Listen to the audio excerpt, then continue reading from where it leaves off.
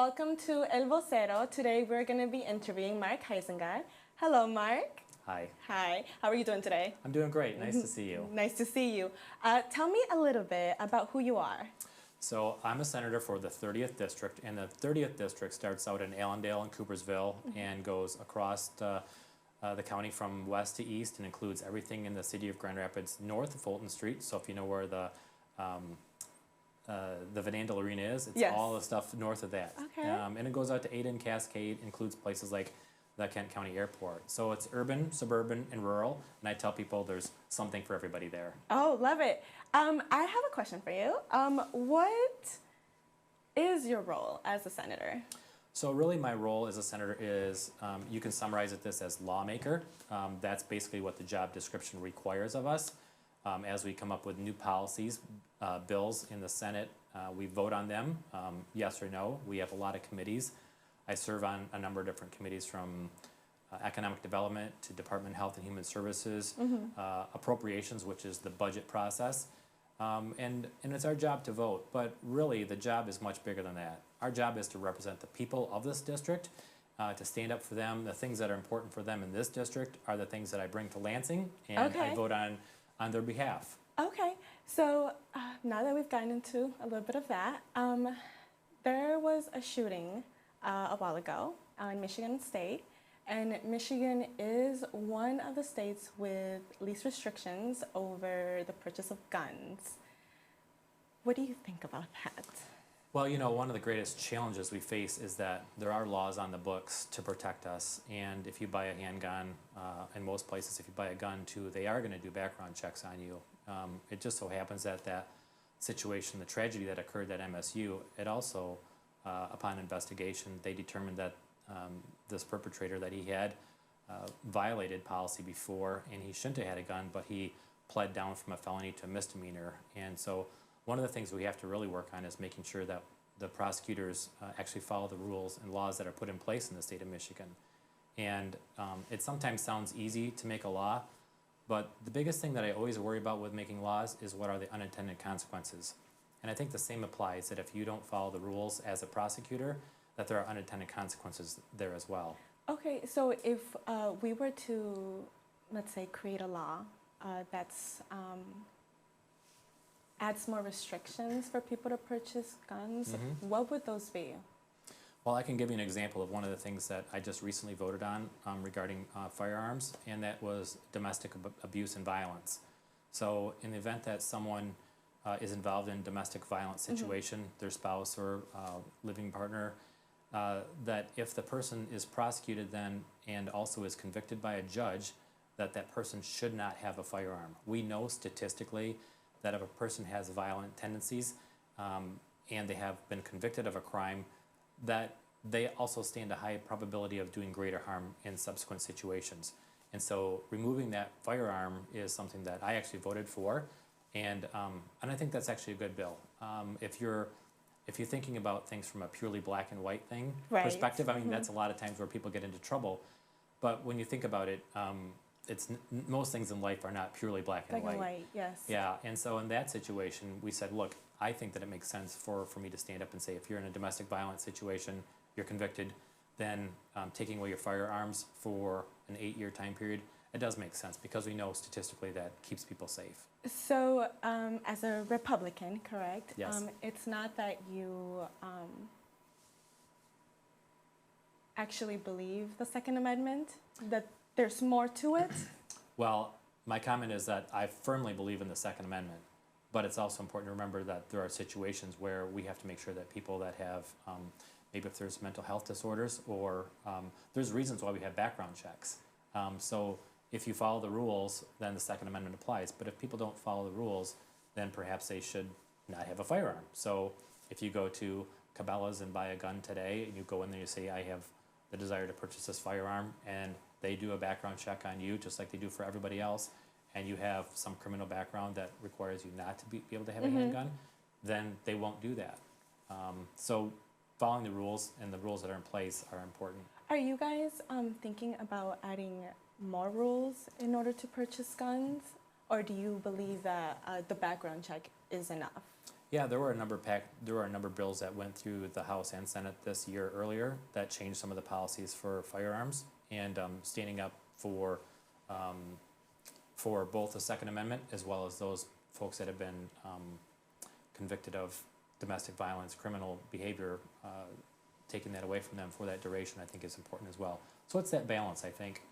The balance, I know back when I was younger, my family was able to get a license whenever. They weren't documented. They're no longer here, but they're no longer documented. A driver's license. A driver's license, yes. Thank you. A driver's license. And now I believe they're trying to pass a bill in order for that to be allowed again for people who do not have documents to be able to get a license. And I think it's becoming difficult because I think they're like 2 votes down.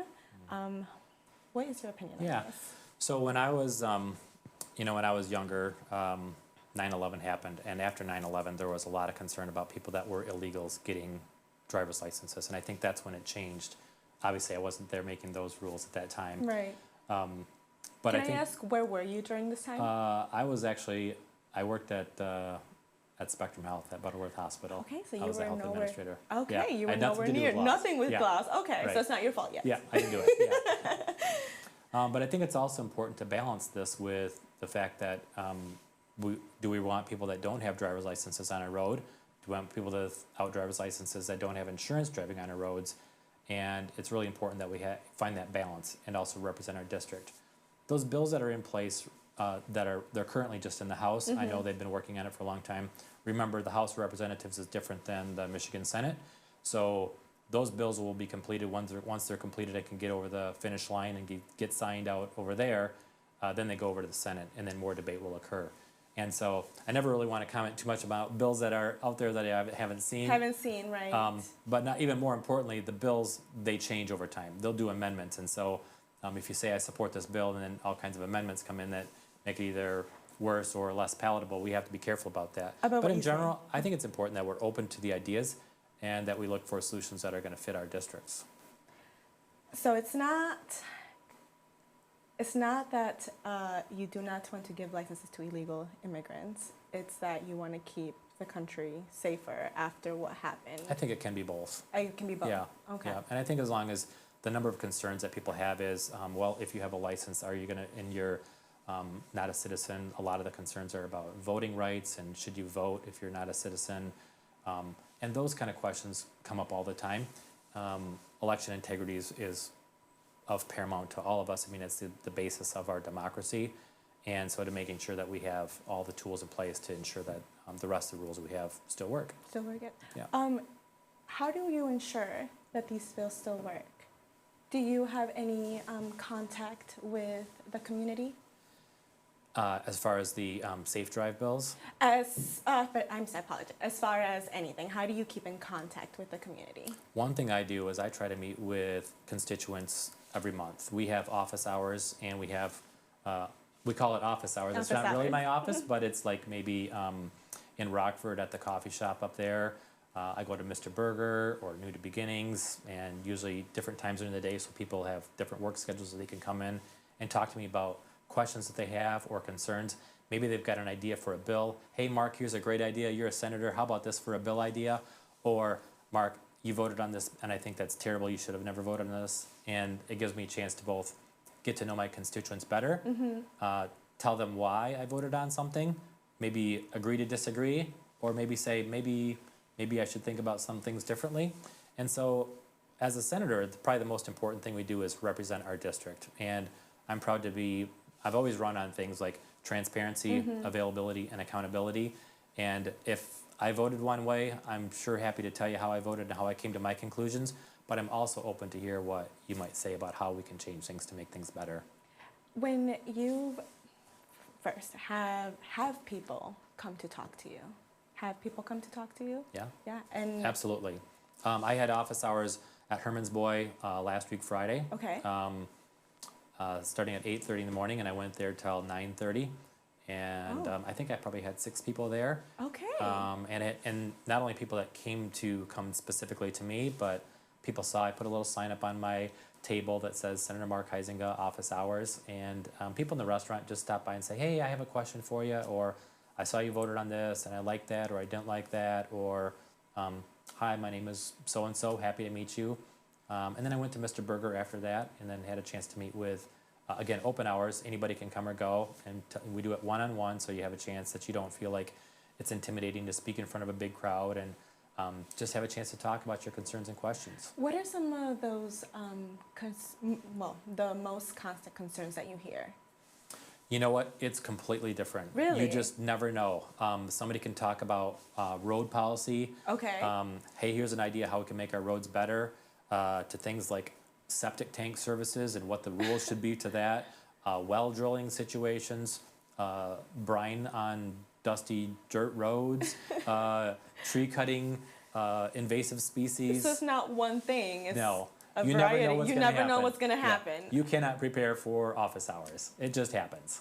But I'm guessing for me, I feel like it'd be one of the best hours. You get to hear from the people who Yeah. are telling you what's going on. Yeah, I mean, I live only just from Lansing. It's an hour and 10 minutes, so I get a chance to go to a lot of events in Grand Rapids at night, and it's really important to meet with the people. Right. And, you know, it's in the job of representing them to be there for them. You know, when I was a state representative, I used to always say, it's in the title. Yes. State representative representing you. The same thing applies to the Senate, representing the people in Lansing and what you stand for. It's really amazing that you take that time Thank you. to travel all the way to a public place, because even sitting here with you, I am a little nervous, and I can't imagine how the public would just come and be like, oh, there's a senator there, let me go sit down and Yeah. have a drink or have dinner. Do they just come, they sit down? Well, they might have. We usually do it for about 10 minutes. Okay. And sometimes. You put a little timer? No. No. Sometimes, well, it depends how busy it is too. Okay. So if there's no one else waiting, I mean, the 10 minutes is kind of a rough idea. But it's not uncommon for people to say, hey, could I get a cup of coffee over here? I've actually had a few people say, I'd like to order some breakfast. I'm like, wait a minute, no, we're not here for like They wanna breakfast sit. with Mark. It's more like a coffee hour to talk about your issues. They would have whole dinner with you Yeah, and no. everything. Yeah. That's really amazing, though. Yeah. Well, thank you, Mark, for coming so much and sitting here with us and having this conversation with Great, us. thanks so much. It's great to Thank you. be here. And if you guys would like to join us for more interviews like this, please join our YouTube channel at El Vocero Hispano TV.